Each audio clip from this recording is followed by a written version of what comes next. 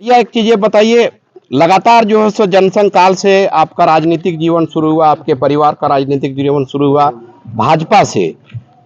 बीच में आप झारखंड मुक्ति मोर्चा में एक बार चले भी गए थे, उसके बाद लगातार जो है सो भारतीय जनता पार्टी में रहे। क्या ऐसा नौबत आ गया कि पुनः मुख्यमंत्री को हराने के लिए भारतीय जनता पार्टी ने कई मुख्यमंत्री को झारखंड में उतार दिया? इससे क्या प्रभाव पड़ेगा? स्थानीय नीति पर लोग चुनाव करेंगे इस बार, या फिर जो लगातार लोगों के बीच में जन कल्याणकारी योजना झारखंड सरकार के द्वारा पहुंचाया जा रहा है उस पर बात करेंगे, उस मुद्दे पर वोट करेंगे, या फिर किन मुद्दों पर इस पर वोट करेंगे? अभी जो है सो मास वोट जो है आपके समुदाय के, चाहे वो कोडरमा की बात करें, गांडे की बात करें या जमुआ की बात करें, काफी संख्या में तादाद है आपके, जो भारतीय जनता पार्टी का मास वोट माना जाता था। अब चूंकि प्रणव वर्मा जब झारखंड मुक्ति मोर्चा में शामिल हो गए हैं, वो किस ओर करवट ले?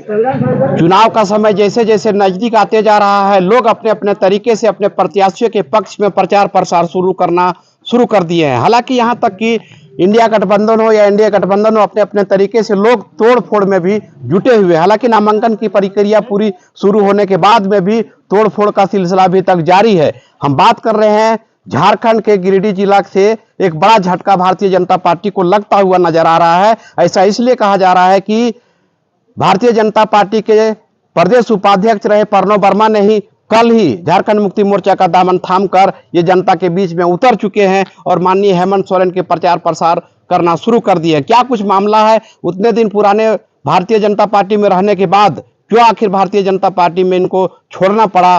क्यों हेमंत सोरेन के साथ इन्हें जुड़ना पड़ा? हम इन सब मुद्दों पर बात करते हैं डायरेक्ट प्रदेश उपाध्यक्ष रह चुके प्रणव वर्मा से। भैया एक चीज ये बताइए, लगातार जो है सो जनसंघ काल से आपका राजनीतिक जीवन शुरू हुआ, आपके परिवार का राजनीतिक जीवन शुरू हुआ भाजपा से। बीच में आप झारखंड मुक्ति मोर्चा में एक बार चले भी गए थे, उसके बाद लगातार जो है सो भारतीय जनता पार्टी में रहे। क्या ऐसा नौबत आ गया कि पुनः छोड़ना पड़ा?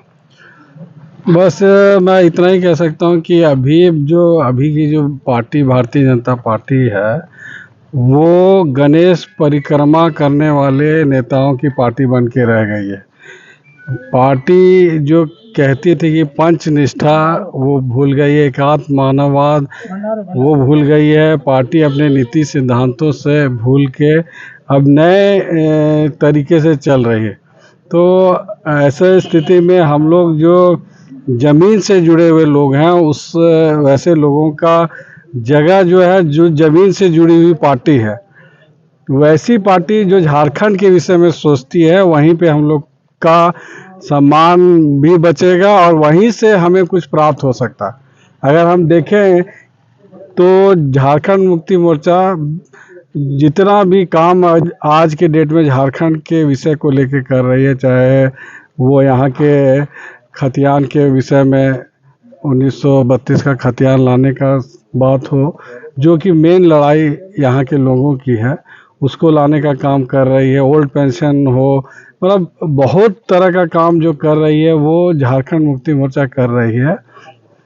और हम ये चाहेंगे, यहाँ के महिलाओं का जो सम्मान के बारे में अगर किसी व्यक्ति ने सोचा, अगर किसी के दिमाग में नहीं आया था कि हम महिला, चाहे 18 साल से 50 वर्ष की महिला के बारे में कोई ये आज तक नहीं सोच पाया, वो काम हेमंत सोरेन ने किया।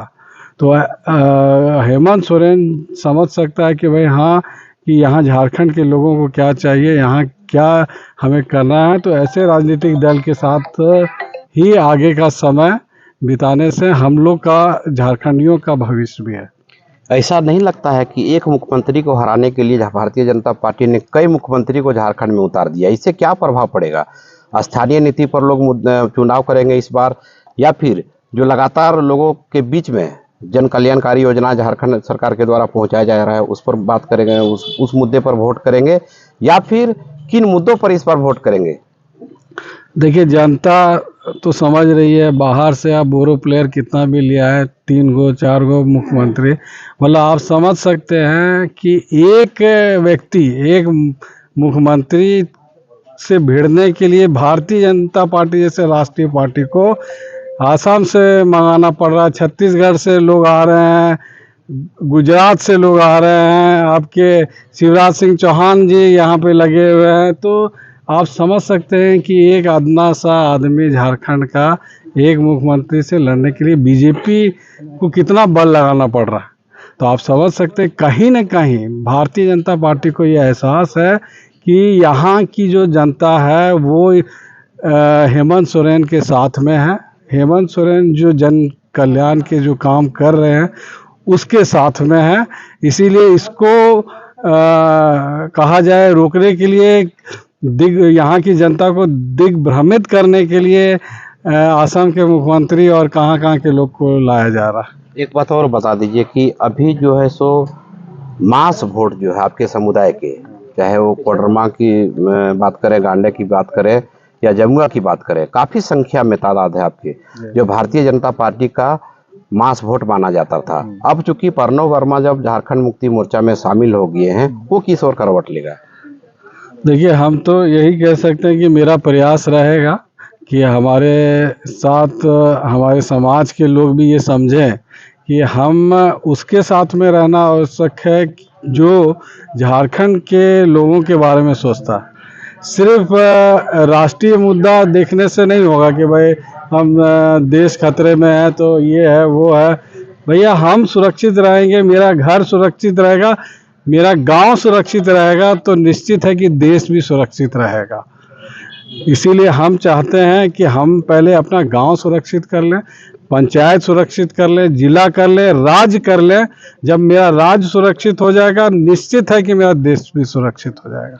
भारतीय जनता पार्टी में एकदम घुटन सा महसूस कर रहे थे, यही कारण है कि छोड़ना पड़ा, या क्या कुछ बातें हैं? घुटन तो था ही। जैसे कि हम ये कहेंगे कि भारतीय जनता पार्टी अब कैडर बेस पार्टी रह नहीं गई। जो हमने कहा कि जमीन के लोगों से कोई मतलब नहीं है, पार्टी के कैडर से मतलब नहीं है।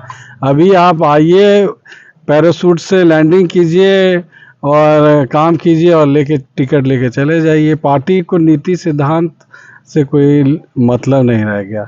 निश्चित तौर पर भारतीय जनता पार्टी में नीति सिद्धांत जो पहले थे वो नहीं रह गया। यही कारण है कि भारतीय जनता पार्टी से कई दिग्गज भारतीय जनता पार्टी को छोड़ करके विभिन्न दलों में शामिल हो रहे हैं। पैराशूट की सरकार बन के रह गई है भारतीय जनता पार्टी, लिहाजा अब जनता जमीनी नेता को चुनने का काम करेगी। यही कारण है कि प्रणव वर्मा जो लगातार भारतीय जनता पार्टी में रहा करते थे, आज उन्होंने झारखंड मुक्ति मोर्चा का दामन थाम लिया। कमेंट बॉक्स पर आप जरूर लिखें कि प्रणव वर्मा को आने के बाद भारतीय जनता पार्टी को कितना नुकसान होगा, इंडिया के गठबंधन को कितना फायदा होने वाला है। हम पल पल आपको अपडेट कराते रहेंगे। धन्यवाद।